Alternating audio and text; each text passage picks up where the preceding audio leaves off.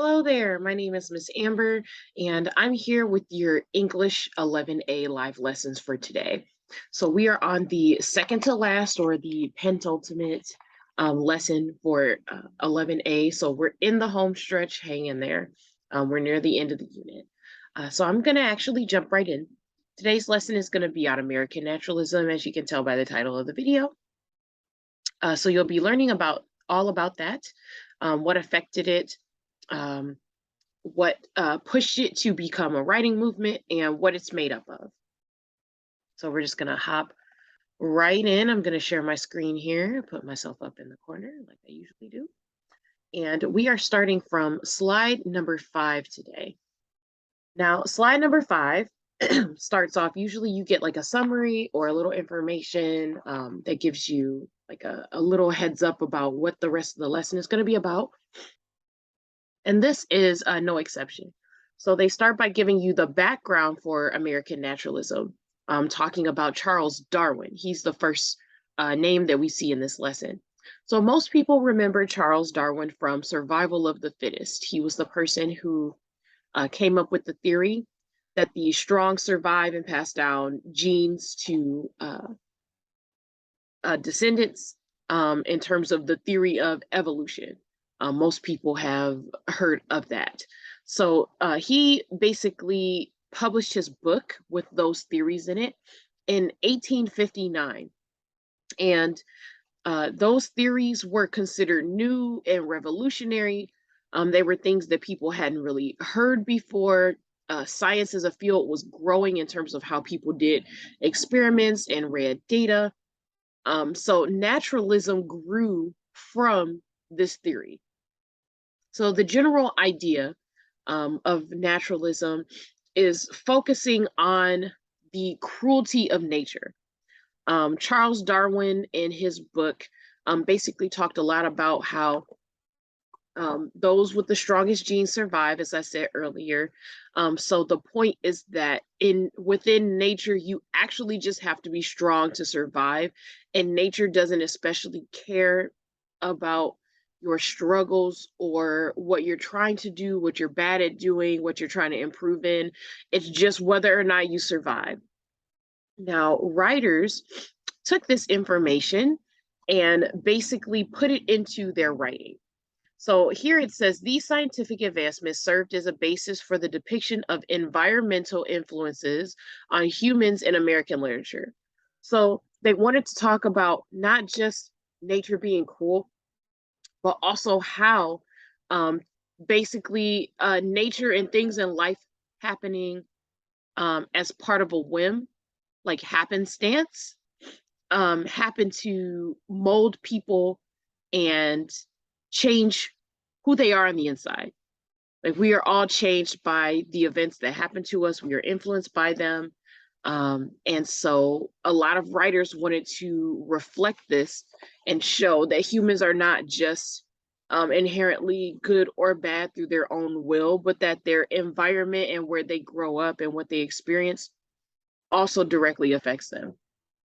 So it says here, naturalism grew out of these scientific ideas, as well as out of everyday realities that explored realism in the late 1800s and early 1900s. There's a one missing there. So people who, especially the poor and low class people, knew that your environment played a big role in who you are and how you grow up and what you experience. But a lot of people at the top and people who were just not experienced with being impoverished or dealing with hardship didn't really believe that. They really were influenced to believe that people just pull themselves up by their own merit and those sort of things. And naturalism wanted to fight back against that to show that there actually is influence that your environment has on you. So now it says here, naturalist writers such as Eugene O'Neill and Jack London wrote about both nature and the daily lives of their characters. However, they strayed from the romantic admiration of nature and discussed it in a way that offered a drastically different perspective. Now, this is important because they talk about the romantic admiration of nature. And what they mean by that is that Romanticism was a movement that came before naturalism. We'll talk a bit about this later, but naturalism and realism, which was also a response to Romanticism, um, are both related. Now, for anyone who doesn't remember, Romanticism was a style of writing that came about during the Industrial Revolution, and the point of Romanticism was to focus on the internal thoughts of a character and their reflections on themselves, while also admiring nature and being calmed by the nature around them. And part of the problem with Romanticism, so far as some people who were reading it felt, they felt like it was unrealistic. Most people at the time were working ridiculous hours to provide for their families. Most families entirely, even if they were large, were also working. And while this was happening, people didn't really have time to sit like on the bank of a river and reflect on life. The point of Romanticism, just to give you context, was to create art that people could be calmed by. And there's some merit to that. There's nothing wrong with reading things to feel better or to be entertained or to feel calm. But there was a crowd of people that felt like that was so unrealistic they couldn't relate to it. And they felt like people who wrote in that romantic way were selling kind of like a dream to people who would never be able to experience that. So realism and naturalism both sort of rose up um, to push against that and basically say, well, a lot of people also want to read about realistic things that they can relate to because life is hard. So as you can see here, writing is kind of like the back and forth of culture as it is happening over time. And it's just important to remember that. So the TLDR is Romanticism was a very like fancy, traditional, positive, romantic in the sense of making something positive, viewing it in the positive light, style of writing. And naturalism and realism rose up as a writing movement to push back against it and say, no, this is unrealistic. This is not what we want. And it was inspired by Charles Darwin's theories about nature and evolution and how those things fit together as science was growing in Britain at the time. So now we're moving on to slide number 6. So this talks a little bit more about Romanticism. Basically, one of the basic tenets of naturalism that they talk about here is that it doesn't have the nurturing, positive mindset that the Romantics have. So they just talk about more of that here. So it says here, Romantics viewed and wrote about nature as a generally benevolent power. So benevolent means good. And then it says naturalists too focus on nature in their writings, but one of the basic tenets is that nature is not nurturing or positive. So instead, nature is indifferent to the suffering of humans. So indifferent means apathetic or not caring. So when we talk about a force of nature, right, we're talking about things happening naturally without consideration for you as a person. So this is kind of where that idea became like a part of storytelling culture. So we have stories these days that do that a lot, that'll talk about or show you, oh, well, here are the events that led to this, and they aren't as significant as you think, or here's how one small thing can lead to a domino effect of something big happening without anyone even knowing it, right? And in some cases, when people especially are like trying to survive in the woods or they're stranded outside, like this is an element that horror movies use a lot. The things that are happening outside in nature with animals, ecosystems, trees, jungles, deserts, those things keep moving without consideration for you trying to survive. And this is where that idea was being incorporated into stories more than more.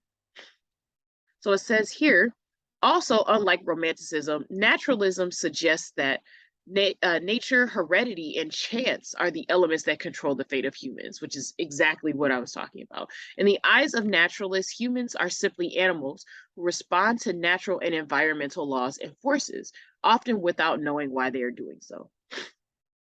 So this leads into the second aspect of naturalism, which is exploring the instinct of human beings as animals.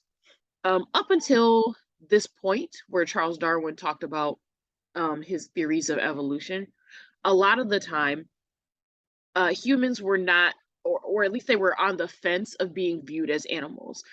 In most contexts, humans were viewed as being above animals, and we were considered to be something more because of our cognitive abilities and the fact that we are both sapient and sentient, meaning that we are alive, not just alive and working independently on our own, like autonomous, moving on our own, but sentient means that we are also aware of the fact that we are alive and what that means. So animals are usually just considered sapient in that they are actually alive and they can make decisions and actually do things.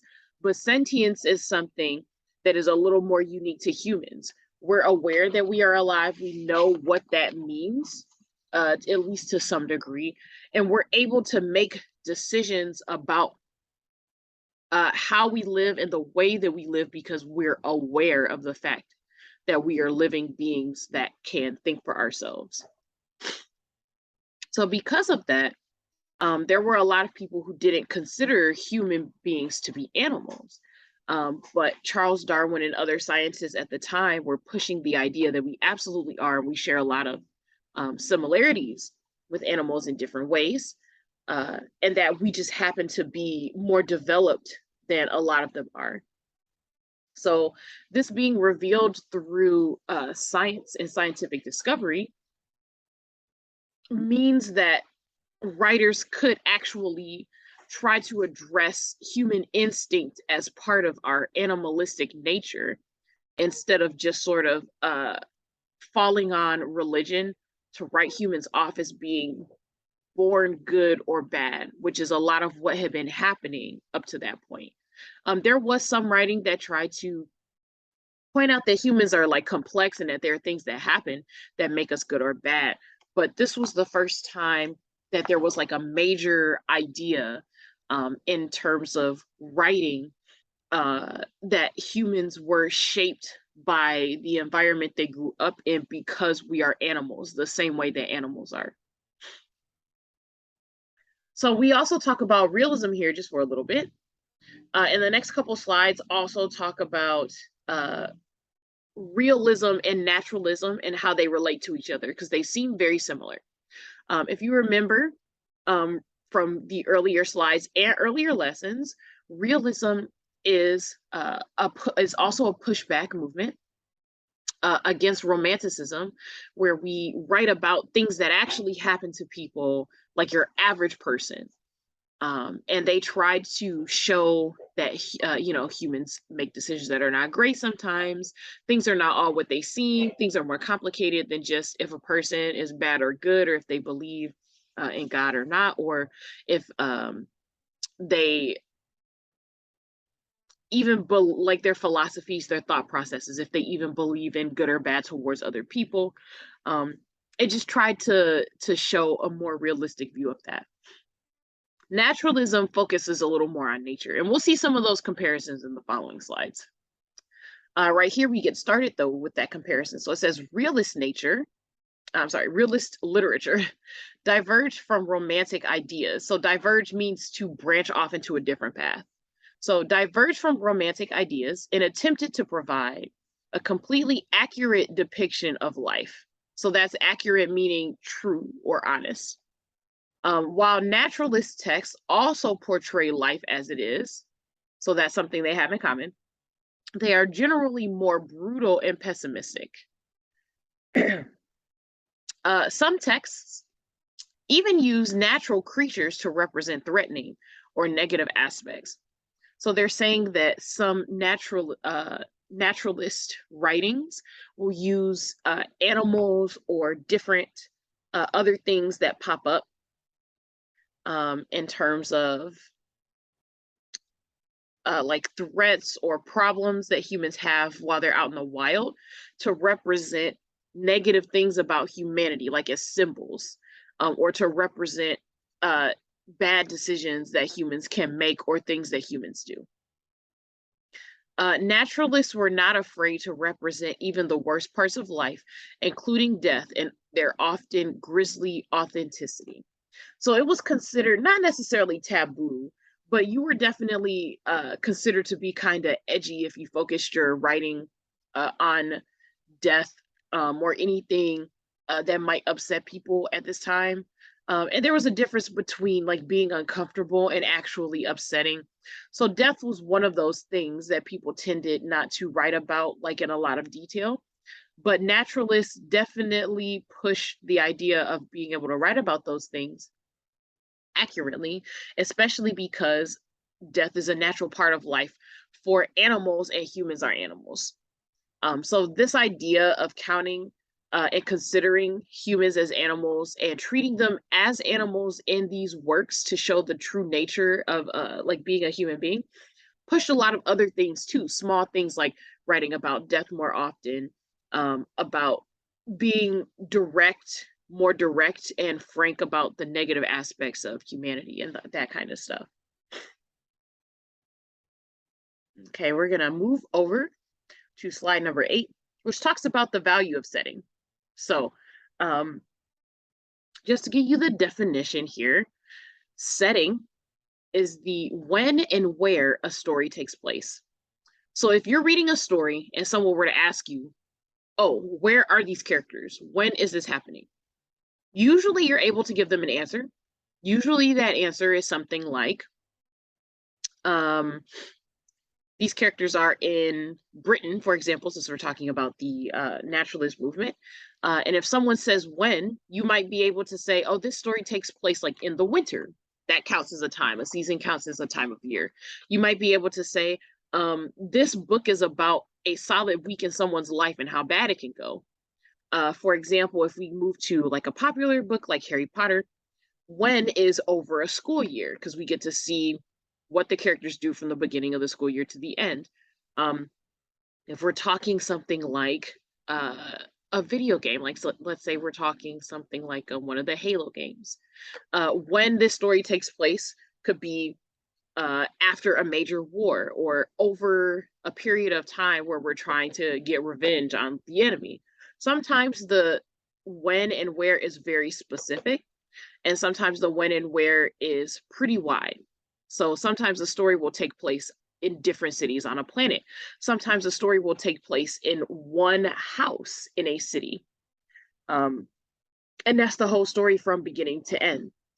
It's just the answer to the question of when and where. Those are the things that make up the setting.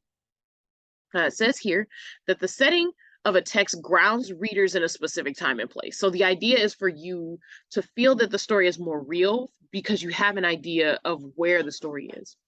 Now, obviously, if you're making up the place where the story is happening, then you have to give us more detail so we can picture it in our heads and it'll feel more real. But if you're using real life locations, it's a little easier to reference things that already exist. Like you can look up what the city of Paris looks like, or what Istanbul looks like, or what Brazil looks like. But if you make something up, then you have to give people an idea of what it is that they would be looking at on a regular basis. And the reason why we do that, like that sentence says, is to ground readers in a specific time and place. By grounding, they mean give you a sense of stability. It makes you feel like the story is actually happening and it helps you understand what is actually going on. If you're still confused about when a story is taking place or what time or what is happening, you're not going to have a good time reading through the rest of the story to understand what's going on. So that's why making the setting very clear is important. And then they tell you here, setting also provides historical and social context, which it does. So when they say historical and social context here, what they mean is for you to know what is happening in the place that you are in while the story is taking place. Sometimes historical and social context isn't as important. Usually it's one or the other. So for example, if you're reading a children's book that's about like an elephant counting numbers, right? This is clearly made up. You don't really need to know where the elephant is or how the people are in like the elephant's neighborhood. The point of the book is to be educational. So those details are less important than actually counting. But if you're reading a book about the assassination of a prince, then you will want to know what are the reasons why people will want to assassinate this prince. What has he done lately? What's going on in the background of things? Thinking even for something like Game of Thrones, which most people have at least heard of. There's a lot of information going back and forth so far as who is doing what their goals are, who's trying to lead a specific area of land, who wants a specific type of power, who wants to cut deals. All of these things are part of the historical and social context. Historical meaning history, and social meaning society. So, like, what is society and the people who are living together in this space? What are things like between those people? And when they say it gives you context, context is just information so that you know the background of what's going on while you're getting more information about the story. If you know that there are certain family members of a royal family who are jealous of like the prince's family in some region because maybe he has like magic that they want, or their kingdom is in like a place that's actually considered very important, then you would have the background information to start piecing together ideas on why and how things are happening. So that's what they mean by historical and social context. It's background information. That's what context means. So it says here, it also offers perspectives on characters since people are often shaped by the environment. And what they mean by that is if you know the type of place that a person is coming from or the things that have been going on there, you might be able to guess things about that person. So, for example, if you're reading a story about refugees from a war-torn country, right? That'll give you the background to at least make guesses about the types of things that those people might have seen and what it is that they don't like. There are certain people, for example, that don't like conflict because in their childhoods, they used to fight all the time. So if you can guess that people who are used to fighting all the time actually don't want to fight, based on their personality, that gives you a perspective on the character. The word perspective means to see things. So perspective on a character is an idea of what you can see about a character from their point of view. And then here we have, furthermore, setting gives insight into the events that take place. Without a well-developed setting, the author risks boring readers or confusing them due to insufficient details or a weak framework. Yes. So settings, again, give you information about the type of place you are in where something is happening. If you don't know whether or not the place makes sense to have like events happening in, it makes the story confusing. You'll be asking yourself, well, if XYZ wasn't a problem, then why is this happening? It's up to the author and the story to give you information to make the things that are happening in the story make sense. Okay. So now we're here on a little more about the value of setting. So there's an excerpt here. It says here, a number of literary elements help enhance the setting of a work. Read the following passage from Edith Wharton's novel, Ethan Frome. As you read, consider how elements such as diction and imagery enhance the setting. So I'm going to give you a moment. You can go ahead and pause the video to read this. Take your time, make sure you understand what each sentence is saying, and then we'll review what's happening at the bottom. Okay, so assuming that you read the excerpt, we're going to skip to this bottom paragraph right here, which gives you kind of a little summary and points out some important things about what's happening. It says, in this passage, words such as tattered, wild, and gusts create vivid imagery. So by vivid, they mean very striking, very noticeable. And imagery means words that you can imagine with your brain. So when we're talking imagery, we're talking about you being able to picture what it is that they are describing. So here we have words such as tattered, wild, and Gus. So tattered is something that's ripped up, right? So we can picture what something looking ripped up looks like. That's what makes it a imagery oriented word. When we have wild, we're thinking of something that's like flailing, moving everywhere, kind of going crazy. And then gusts are like quick puffs of wind or strong puffs of wind. And most people know what a gust is. We've been outside, we felt the wind. So by using these words that reference things that people have seen before and can imagine, it gives you a more realistic idea of how to picture the scene and what's happening. So it says the words in the first paragraph evoke, that means bring forward, a chaotic setting that changes in the second paragraph to a calm sense of thickening darkness. So what they're saying is chaotic, a chaotic thing is something that's uncontrollable and that might be dangerous, right? So when we're looking at tattered, wild, and Gus, those words could be associated with chaos. But in the second paragraph, we get these words, thickening darkness, which are not, they don't make you picture like a bunch of crazy stuff going on. So when we talk about the words that people choose, we're talking about diction. That's what diction is. And they reference that up here, such as diction in imagery. So diction is the specific words that people pick.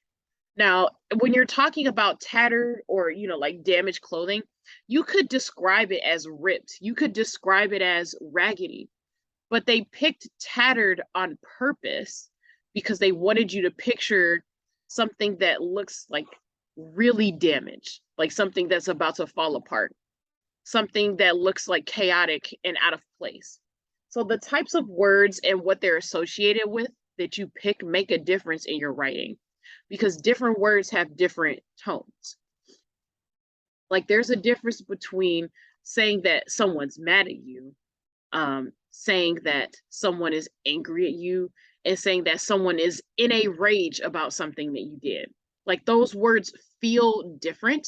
And it's the same way with diction. You want to pick words that will help the audience feel what you are trying to describe. So it says here, readers' senses are awakened.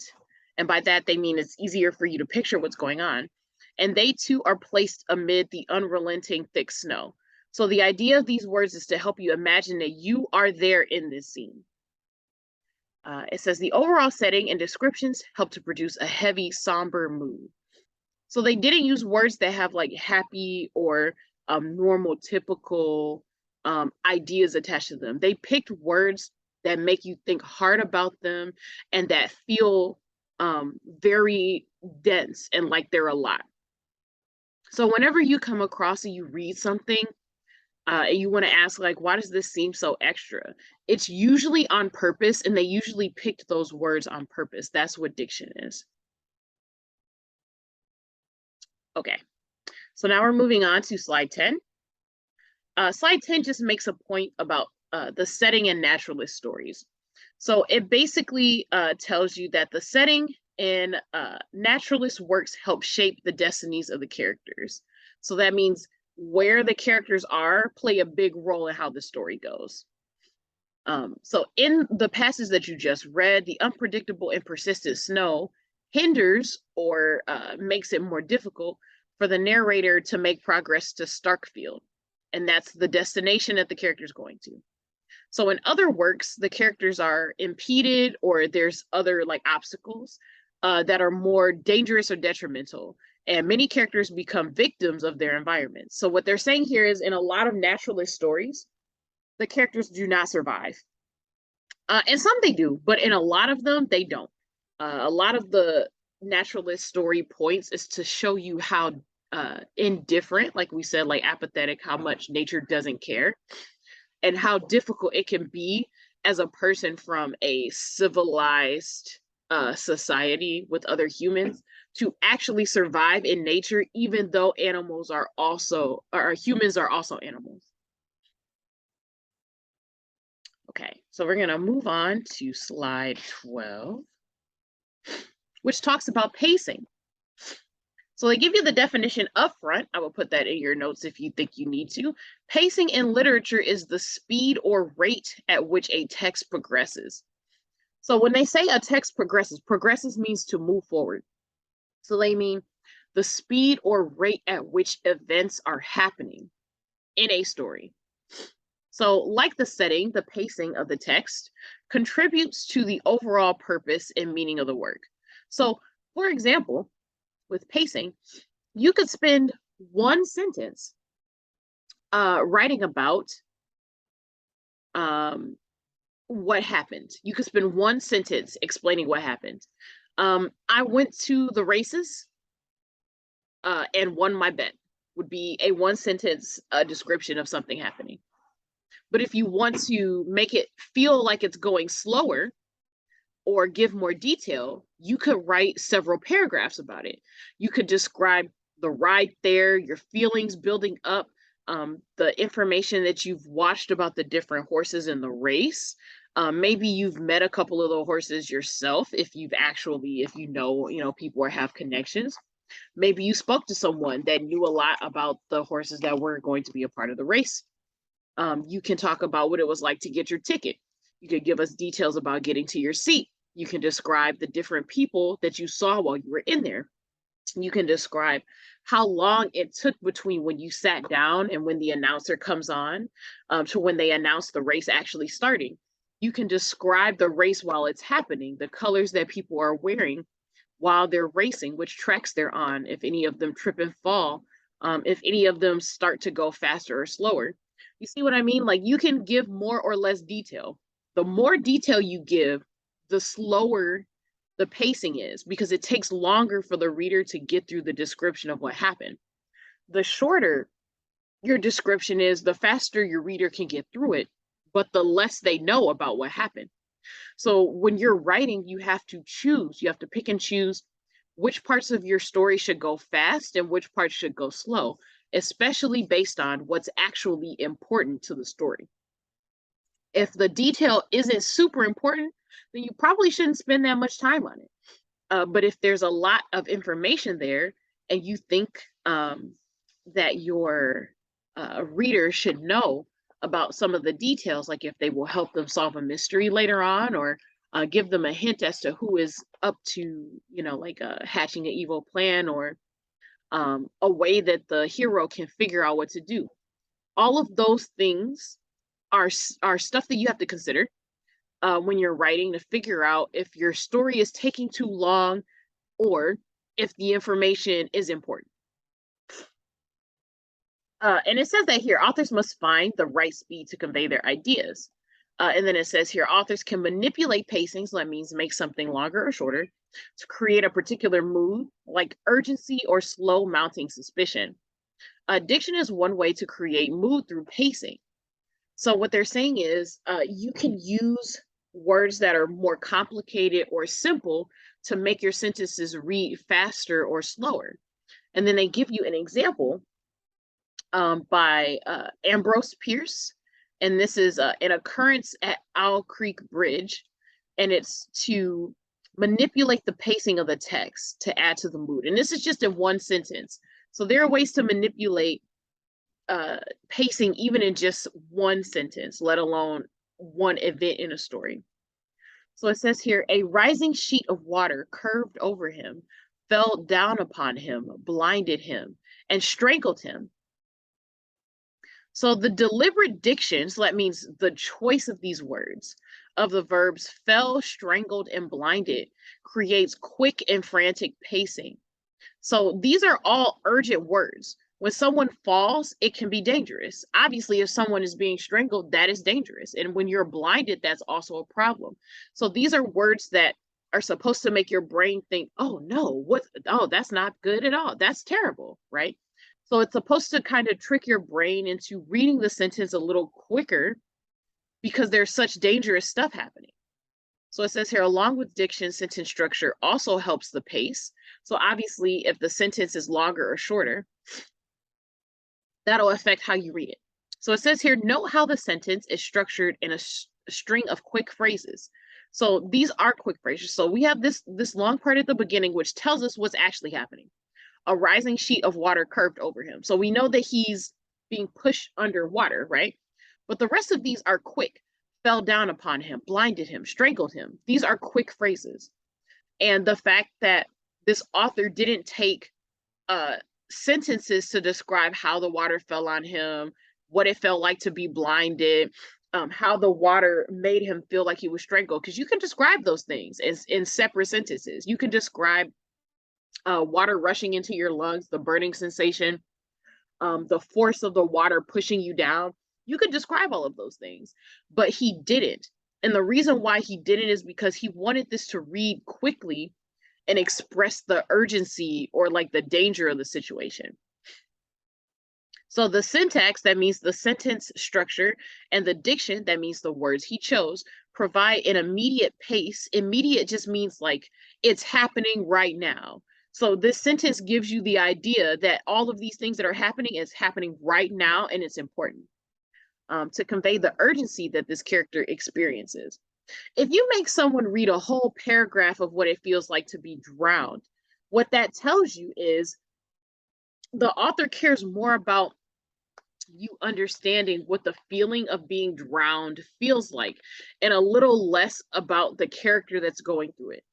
But here, the experience is put in very quick phrases. So what this is telling you is that this is dangerous, is there's no time for the author to stop and give you an idea of what the character is going through, because this is serious.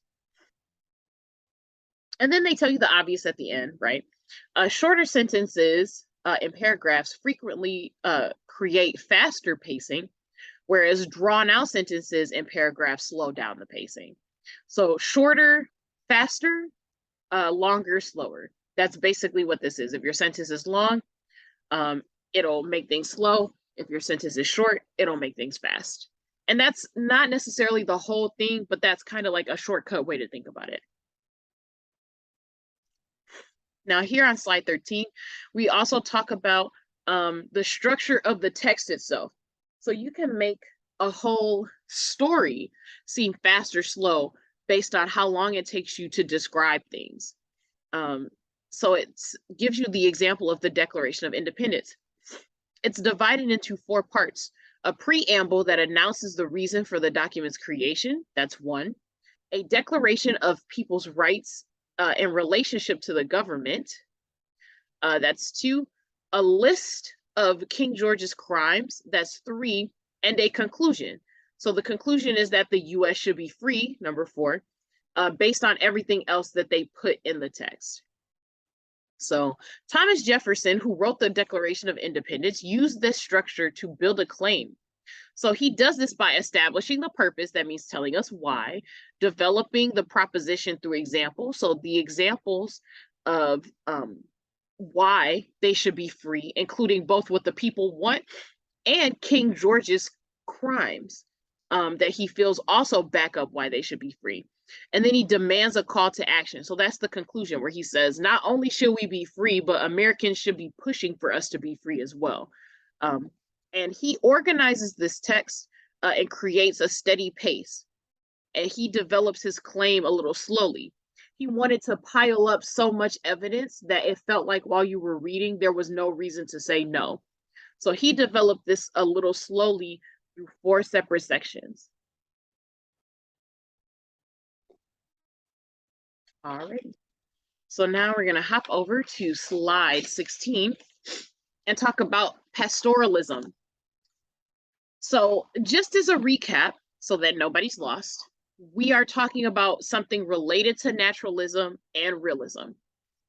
So just as a reminder, all of these were reactions to Romanticism, which was talking positively about nature and how it inspires people, internal thoughts, reflections of the self. And people felt that that was unrealistic at the time, where everyone was working hard and a lot of people were poor. So they wanted more realistic works. So as a result of this, we got realism, which was just trying to write everyday life for most people the way it is. We got naturalism, which is trying to write about how people are shaped by their environment, which was the leading scientific theory at the time, and also showing that nature is not good or bad. It doesn't play favorites with humans.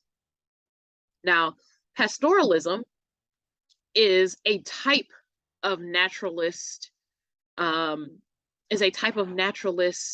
writing. So now we're going from realism to naturalism to pastoralism. These are three separate things that are just closely related, but they are not the same. I just want to establish that before we keep going. So we are going to talk about pastoral literature versus naturalism. So for your notes, you should have a few things about realism because we went over those earlier. We should have a lot of stuff about naturalism because that's what this whole lesson is about. And now we're creating a kind of new section for pastoralism. So the important information that they give you here is that pastoral, the word, comes from the Latin pastor, which means shepherd. And that gives you a big hint of what this is about. So pastoral literature originally focused on the lives of shepherds. So basically, realism focused on the lives of people who were in big towns and cities or close to big towns and cities and villages. But pastoral literature felt like realism was leaving out people who still work on farms, who still own land and have to do those kind of things, who don't live in the city. And that's where pastoral literature focused. This is kind of like a revival of pastoralism, kind of, because shepherds are not a new thing. Shepherds does not just come about, during the Industrial Revolution when people were moving from farms to the city. People have been shepherds for thousands and thousands of years. And they tell you here that pastoral themes and characteristics in literature were introduced in the 3rd century BC. So that's a long, long time ago. And they go over how it's changed. So it says originally the Greeks wrote pastoral poems about shepherds who spent their days writing love songs or competing against friends in poetry contests. And usually these texts condemned urban life, so that means city life, and celebrated simple lives spent in natural settings. So originally, pastoral texts, the whole point was to basically say living in the country is great and living in the city is bad and full of corruption, and that there are issues with people who are living in cities because it's so busy, everyone's packed together. People don't get to just enjoy being human, doing simple work. Everything is too complicated.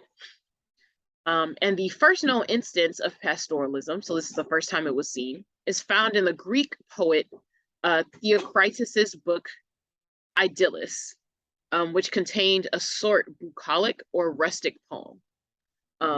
So basically, all of this wrapping up, the Greeks originally wrote pastoral things, and they basically were saying that living in the city is bad, living out in nature is good. And from these origins, the traits of pastoralism stayed the same until the early 20th century. Now, again, just as a reminder, if you're trying to figure out what year a century is, you take the number they give you. In this case, they give us 20th, right? So you subtract 1, that gives us 19, and you add double zeros. So early 20th century is the early 1900s. So it says through the 19th century, so that's before in the 1800s, pastoral literature told stories of charming country folk living idyllic country lives. And the literature touted the benefits of natural rustic settings. While it no longer focused on shepherds, it still implicitly condemned city life. So what they're saying is that in the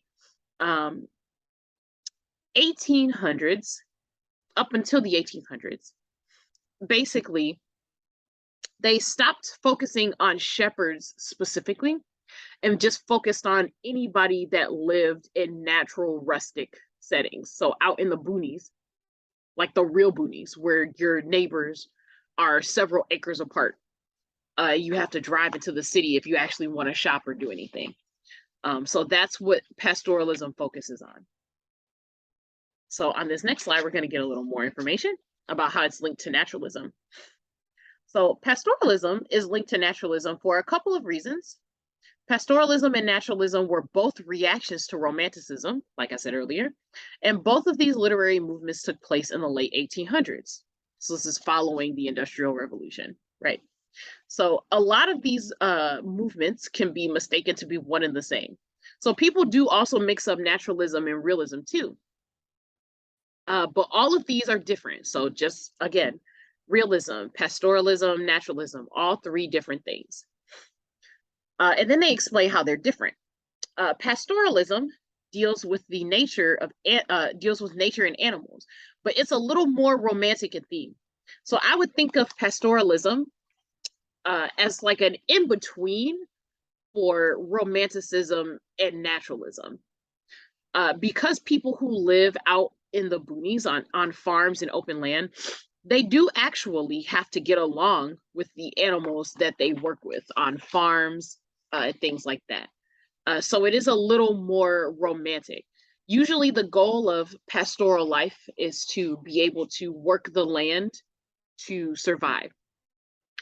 So that means that as a human, you're still settling on land and sort of removing predators and threats so that you can have a relatively safe home. So you are still dealing with nature. You know, sometimes you'll get, you know, like foxes or other animals, you know, that's like getting into your stuff. But for the most part, the idea is for it to be safe for humans to work with nature. So it's not the same as naturalism, where a human is just out in the wild, in the wilderness, where no one has settled for hundreds of years and dealing with like wild, untamed animals. So naturalism tries to show life as it is. So that's a little less positive than pastoralism. So while the name naturalism implies that it deals with nature or the natural world, this movement actually refers to how the environment and other factors shape a person's character. In pastoral literature, the author attempts to depict a complex life in a simple manner, usually by comparing it to the life of a shepherd. While pastoral literature often employs romantic techniques, naturalist literature applies scientific principles and reason as well as objectivity to a literary work. So let's break this down. In pastoral literature, we get a complex life in a simple manner, right? So humans' lives are always complicated, especially if you're interacting with other humans. But if you live out like on open land, things can become more of like a routine that is actually predictable. You know who's around you because not a lot of people come out there. The issues that you have with people usually have to be settled because with everyone living few and far between, if everyone's not working together, then everyone's not safe. So there's a lot of things in the pastoral, like rural setting that you kind of have to squeeze together and becomes kind of simpler in some ways. And that's what pastoral literature focuses on. And they compare that to the life of a shepherd. For those of you who may not know what shepherds are like, shepherds were people who would shepherd or herd a group of animals and kind of watch over them, move them around, and make sure that they could graze to get food. So shepherds sometimes would just sort of wander around in the open land, making sure that their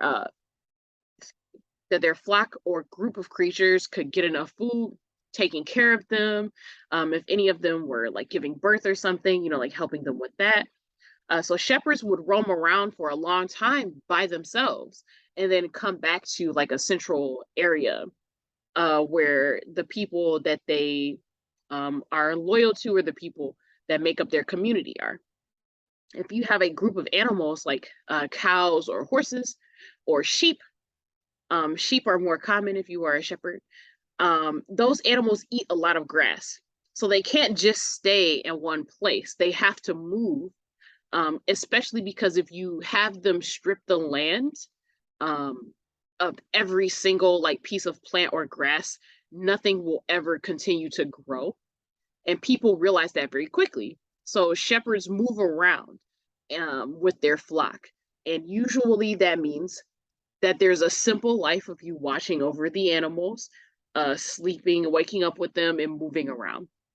So people would take that type of life and compare it to humans that live out in open land and the things that they go through, even if there are more humans in proximity, like if you've got a farm or something like that. And because that sort of life was considered simple and happy, it employs romantic techniques. So they use some kind of fancy language sometimes. There's a little more internal reflecting, kind of like romantic literature. And because the people who live out in that direction and in that way, people who live that culture like living that way, they did romanticize it to make it seem great because they actually like that kind of thing. So it was supposed to be something that was the truth, but also a good and positive truth. And that's kind of why pastoral literature is the in between for romanticism and naturalism. On the other hand, naturalism implies a lot of scientific principles because we talked about Charles Darwin and the survival of the fittest. So a lot of those things influenced naturalist works and were included instead of just a simple shepherding life. Alrighty, we're gonna hop over to slide 19. So we're talking a little more about pastoral literature. In the early 1900s, pastoral literature centered on the differences between simple and complex cultures rather than just natural versus urban settings. So they're telling you that they switched from natural versus city, like rural versus urban, in the 1900s to simple and complex. So people would associate the simple life with being out in the country, and that's something that we still do now to some degree. And complexity or things being difficult or complicated is associated with being in the city. And then they give you an example of like the turning point for this kind of writing, the switch from natural versus urban to simple and complex. So it says here in the mid 1900s, American playwright Thornton Wilder exemplified this change in his play, Our Town, which is about a small American town. When asked about the culture in the town, a character named Mr. Webb gives you this response: "No, ma'am, there isn't much culture, but maybe this is the place to tell you that we've got a lot of pleasures of a kind here. We like the sun coming up over the mountain in the morning, and we all notice a good deal about the birds." So he's basically saying that since there's no town culture in terms of what people like, different types of things that people like and can get into, um, they respect and get to enjoy small natural pleasures more, like watching the sunrise, um, and caring about where the birds are moving. And he's trying to say that being able to have time to pay attention to that stuff instead of rushing around for working and constantly doing things is better. He thinks that it's better even if it makes them unsophisticated. Alrighty. Let's, oh, okay, here we go. And then we get a little more information here. In 1935, the literary critic William Empson cemented this new idea of pastoral writing. And that means comparing simplicity and complexity, so things that are easy and difficult. He wrote a critique of writing that included this idea. And he noted that authors wrote pastoral literature to talk about complex people by a complete consideration of simple people. So what he's saying is, by focusing on people who live a simple life, people who live more complex or busy lives can use that to reflect on what they actually want and if they might want something different. So it says here, usually the comparison of simplicity and complexity took the form of country versus city, similar to pastoral literature of the past. So it basically ended up being the same sort of battle between city and country, but just using a different way to argue it is pretty much what happened.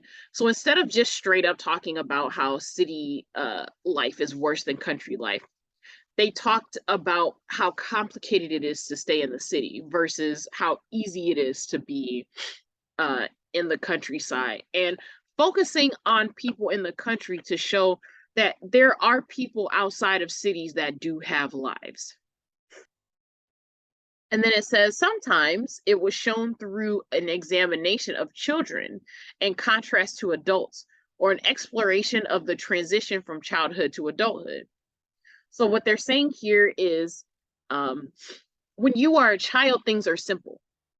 And when you are an adult, things become more complicated because you have more responsibility for yourself and the people around you. And they use that to relate to the simple versus complex part of the um, city versus country type argument. So, in a lot of old stories, maybe you might have noticed, even if you have old stories about people who are in the city, I'm sorry, people who are in the country, usually when they come of age and they decide that they want more, right, they move to the city to see what's going on. So stories like that kind of came out of pastoralism.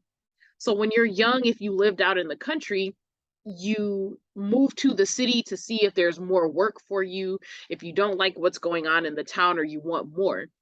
But when you get to the city, usually things move super fast. They have to learn. They're disappointed by their expectations of what it would be like. And that's part of pastoralism, moving from being a child to being an adult, moving from things being simple to being complex. They put these in the stories to connect all of these ideas together. So in the 1900s, this became part of pastoralism as well, comparing being young to being an adult in the same way that you would compare being in the country and being in the city. Someone thought, oh, wow, these two things are alike because when you're young, things are simple. In the country, things are simple. In the city, things are hard. And when you're an adult, things are hard. So why don't I use this to send a message to people? And then we get to talk about the catcher in the rye here on slide 21, which is basically the idea of what we just talked about. The Catcher in the Rye was written in 1951 by J.D. Salinger, and it is considered an American pastoral novel, basically for the reasons that we just talked about. The main character, Holden Caulfield, is an adolescent or like young adult who is struggling to move from childhood to adulthood here. And the whole story is basically about him realizing how complicated the world of adults are and wishing that he could not only save his own innocence as a child to stop things from becoming more complicated and confusing, but wishing that he could save other kids from having to deal with that as well. And they give us a little excerpt here. You can pause to read. It's written in modern English. It's not that hard to understand. But basically, he gives you a metaphor about trying to catch, like, and a metaphor is a comparison between things that are not exactly alike.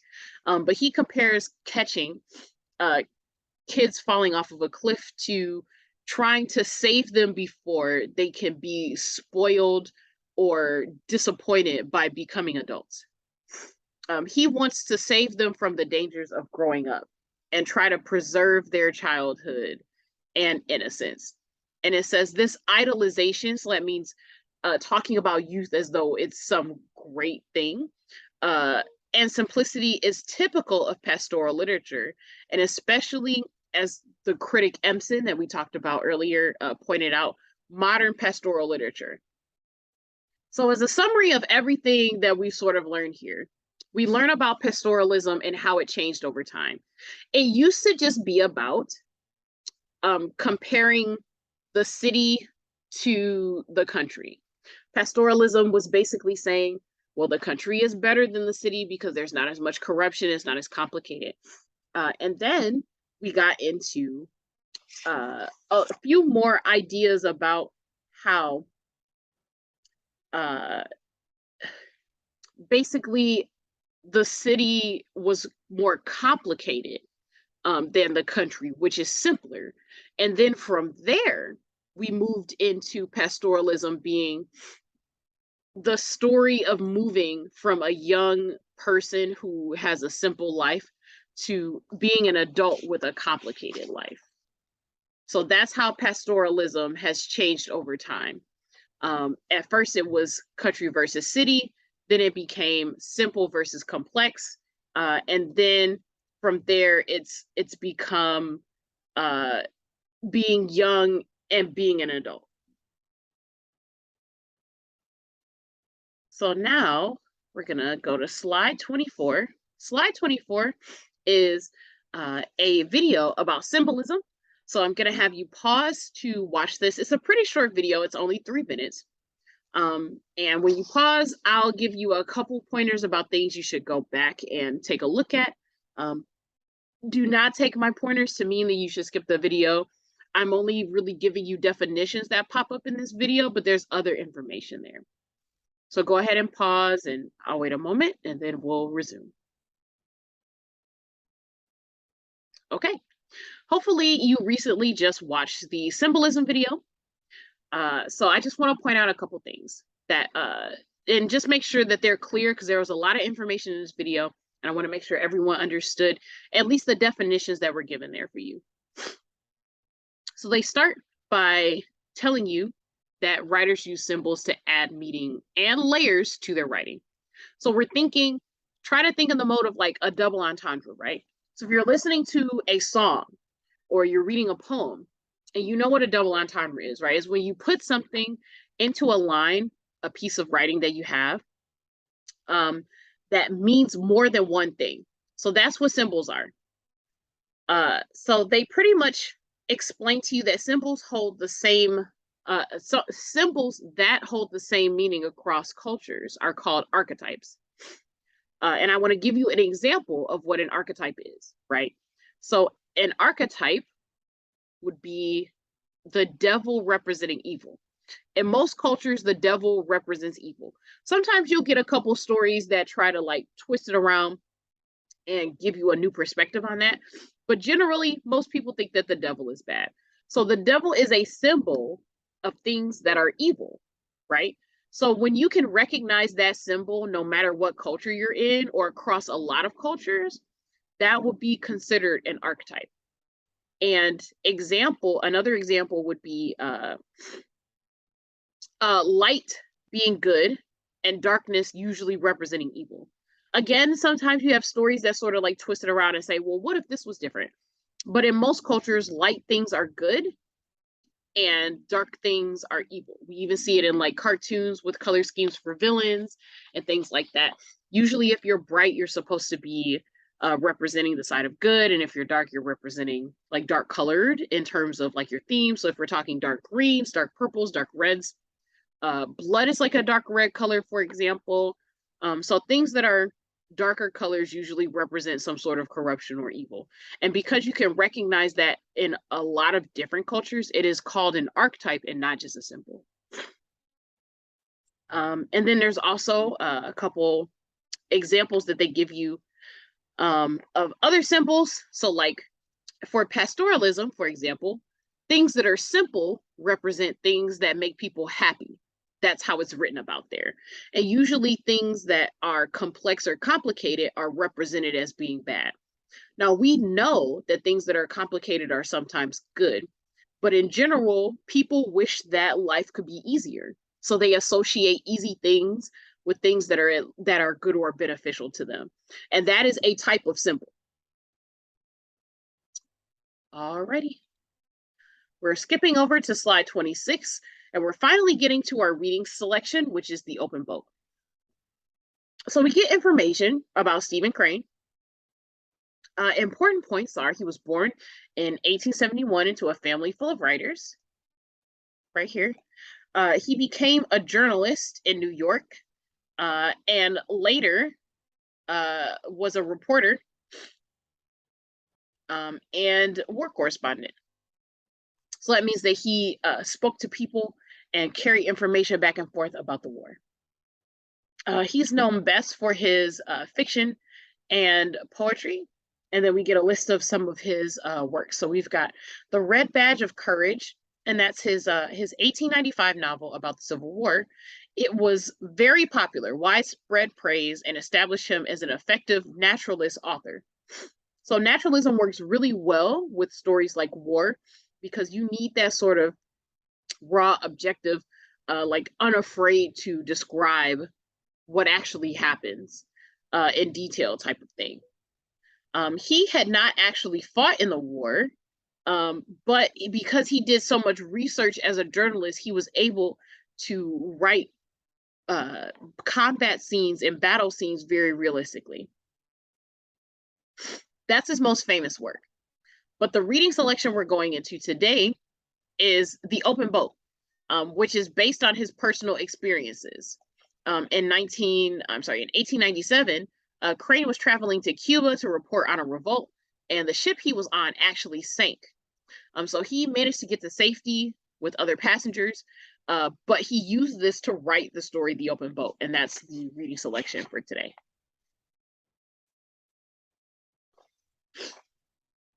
So they give you a couple questions on slide 27. How does the short story demonstrate major themes on naturalism? So we've gone over a lot of the naturalist themes, important details about it. We talked about pastoralism, which branched off from naturalism, but they want you to take your thoughts and information about naturalism so far and apply it to this story. So go ahead, open this and read it, and then you can meet me on slide 30 after answering a couple questions, and then we will go over the analysis.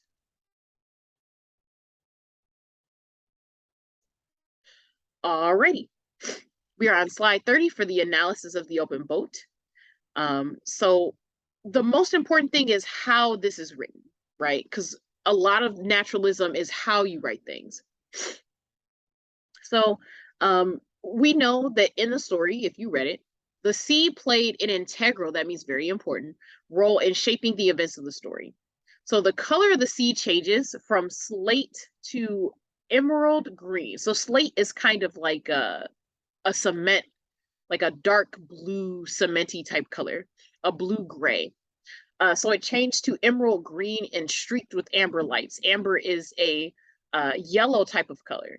So they tell you that the color of the sea changes because those colors have different emotions associated with them. And the story also uses metaphors to give an added dimension to the ocean's physical description. So remember, metaphors are when you compare two things that are normally not alike to make a point. And then they give you an example of that here. It says here, a seat in this boat was not unlike a seat upon a bucking bronco. And by the same token, a bronco is not much smaller. So they're telling you about the size of the boat. A bronco is a type of horse. And they're saying that this boat felt like being on top of like a wild horse. That's what a bronco is. And then it says a bronco's not much smaller. So they're also telling you that the boat was not that much bigger than a horse is. So everyone's packed. It's a small boat and it's bucking as it's on the water. The craft pranced, that's a type of like dancing on your toes, especially for animals, and reared. So they're kind of connecting these words to the bronco metaphor from earlier. They're comparing it to a wild horse. Yep, so the craft pranced and reared and plunged like an animal. So plunged is to go down suddenly, right? Think about like when you're plunging a toilet, right? You have to push down. That's what plunging is. So you're pushing down suddenly. So they're telling you this craft it's almost dancing on tiptoe. It's rearing. Rearing is when you pull back. So like when you're on a horse and it gets up on its hind legs, that's rearing. So it's doing a lot of moving is what they're telling you. Prancing and rearing and plunging like an animal. As each wave came and she rose for it, she being the boat, she seemed like a horse making at a fence outrageously high. So when they say making at a fence, they mean a horse going for a fence, so like trying to jump over a fence. So here we've got Crane comparing the sea to a wild horse, which emphasizes the power of the waves against their struggling. Horses are very powerful. They are not comparing it to a horse just because of the size. They are comparing it to every aspect of the horse, including the suddenness of the movement, the muscles that a horse has, the fact that they can't really control what it is, which is why they specifically use bronco and not literally the word horse. Some horses can be tamed. you can ride them safely. But a bronco is bucking and moving unpredictably. So it says later he juxtaposes. Juxtapose means to like describe in an opposite way. This metaphor with diction that depicts the setting in a different way. So the sea has different moods, is what they're saying. Sometimes it's really rough, and sometimes it's very easygoing. If you've ever been out to a beach, or if you've ever been in a pool with other people in the water, sometimes the water is calm depending on what people are doing. And if you're on the beach, just depending on what the weather is, right?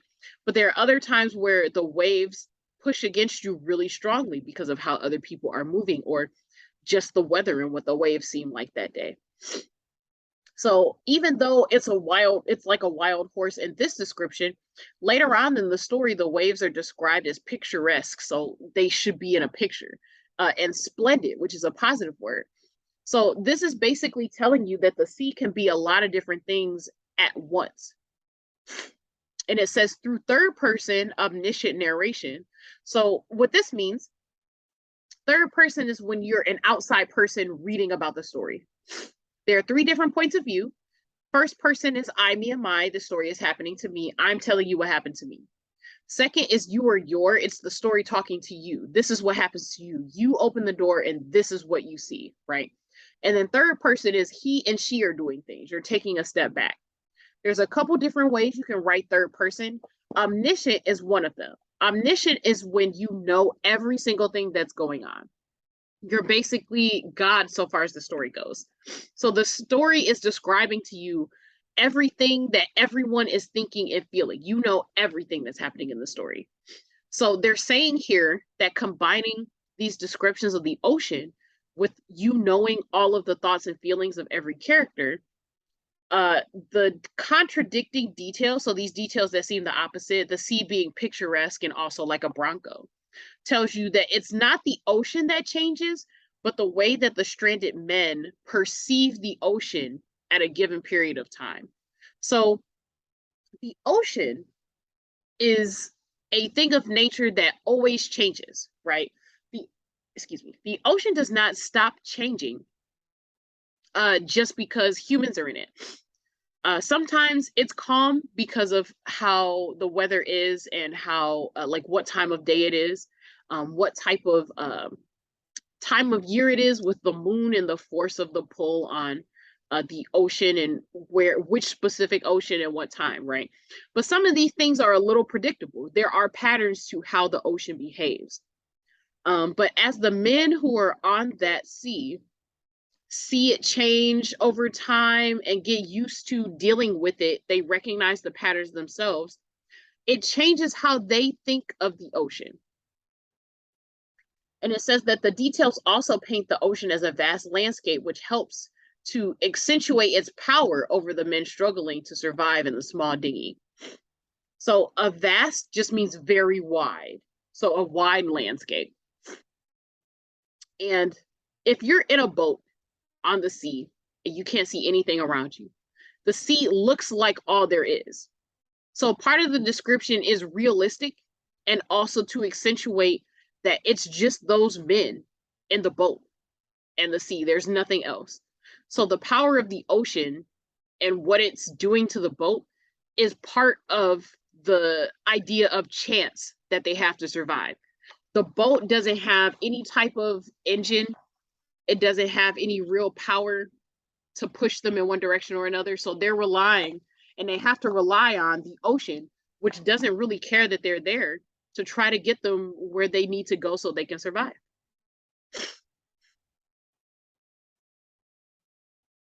Okay, on slide 31, we also talk about time and pacing. So basically, the structure of the open boat enhances the setting by creating a sense of time and pacing. We talked about pacing before in this lesson. And Crane uses diction and syntax together to create pacing. So just as a reminder, diction is the words that you choose, and syntax is how you put your sentences together. So I give you another excerpt. In the meantime, the oiler and the correspondent rowed. So these are people in the boat. And also, they rowed. They sat together in the same boat and each rowed an oar. Then the oiler took both oars. Then the correspondent took both oars. then the oiler, then the correspondent. They rode and they rode. So he repeats the word road. Crane, like while he's writing this story, repeats the word road, which helps you imagine how repetitive this is. When you're in a boat and there's nothing else to do, that's it. You're rowing until you get to the shore. You are literally rowing. There's nothing else to do. So he repeats that word over and over in this paragraph so that you can get an idea of exactly what it was like. They rowed and they rowed and they rowed and they rowed and they swapped hands and they took both oars and they rowed and they rowed. He's doing this on purpose so that you can get an idea of how boring and repetitive it must have been. It helps readers imagine the repetitious and exhausting act that the men have to endure to survive. Similarly, know how the passage uses repetitive clauses joined together by semicolons. So at the end especially is when this happens. Then the oiler took both oars, then the correspondent took both oars, then the oiler, then the correspondent. They rowed and they rowed. So there's no point in describing them taking the oars over and over again. So they eventually cut these sections short to then the oiler, then the correspondent, to just let you know that there's back and forth. And because everything is becoming shorter towards the end of the paragraph, you get the sense that it's just happening over and over and over. They rowed and they rowed, right? So the repetition of that is supposed to make you think about how it must have felt to go back and forth doing that. Crane further establishes the story, the pacing throughout the story through dividing it into parts. And that's literally just parts throughout the days, depending on what happens. So part 1 begins at dawn, and subsequent parts take readers through that one single day, which lasts to the end of part 5. But then part 6 begins with that evening, and part 7 describes the character's attempt to escape the sea the next morning. So by putting that single day in part 1 through 5, it gives you the idea that the day felt very long. It took 5 parts to just describe what happened through that one day. And not even the evening, just the daytime. Part 6 was the evening, which tells you that it happened quicker because they didn't stretch it out to more than one part. It's just one part for the evening. And then part 7 is also the following morning.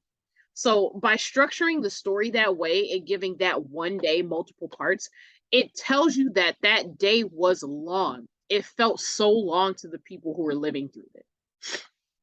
So, and they confirmed that down here. This approach creates a sense of elongated, that means to make something long, pacing that allows readers to experience the same passage of time that the characters do.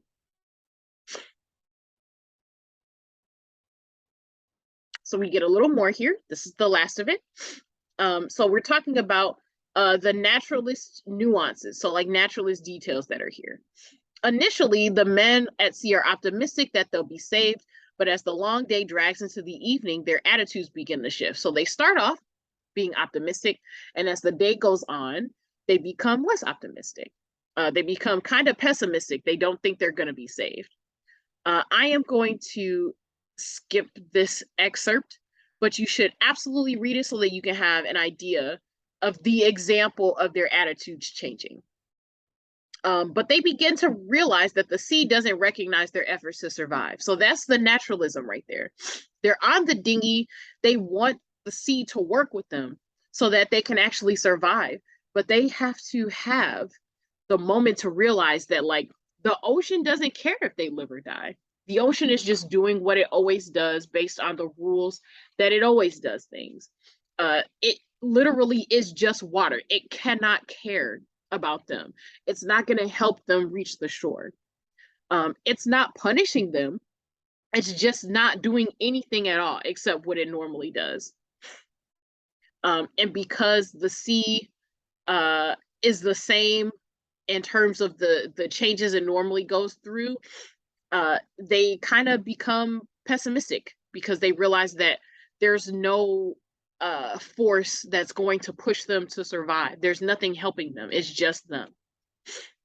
And it says here, the same wave that saves the correspondent kills the oiler, reminding readers of nature's randomness. And through the emphasis of the setting and its overall effect on the characters, The Open Boat is a story that illustrates nature's indifference to man and man's insignificance. That means lack of importance, that man is not important within the grand scheme of the universe. So now we're moving on to the focus on language. This is the last piece that's here. There's only a few words here, not as many as usual, because this is kind of a modern type of text. Again, we're moving into the 1900s when this is written. So this is a lot closer to modern English.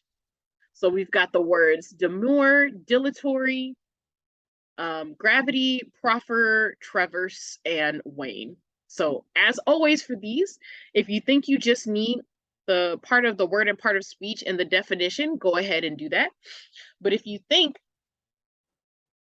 that you need the pronunciation, write that down. If you think you need the other parts of speech, like how to change this word to use it in other ways, then write that down. But if nothing else, get the word and part of speech and the definition.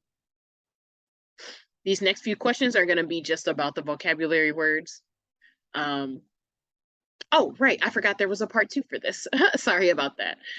Aberration, coerce, dearth, epithet, ingeniously, obstreperous,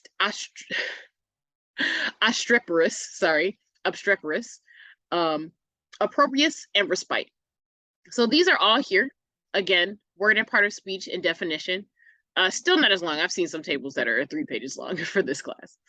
So if you need it, go ahead and write these down, or write down the extra parts. Definitely get the word, the spelling, and the definition.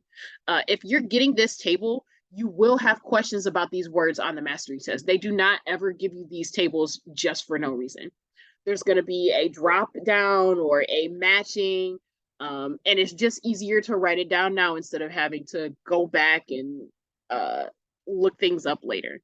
So make sure you take time to write these down. Yep, and then these next few questions are just about the vocabulary, and then we're done. So I am gonna stop sharing. Phew, excuse me. Alrighty, so that was it for American Naturalism. This was one of the longer lessons, but we only have one more left in this class, so you almost made it. So congratulations on making it to the end of this lesson.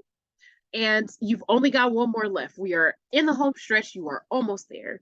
Of course, if you need help with any of these lessons, if you need help with understanding the reading selections or anything like that, please reach out to your mentor or your advocate so that you can arrange a tutoring session. We'd want to help you if you need it. It doesn't matter if you need us to review the text, if you need us to review parts of the lesson, just let us know. But all right, this is Miss Amber signing off, and good luck with the rest of your English class. There's only one assignment.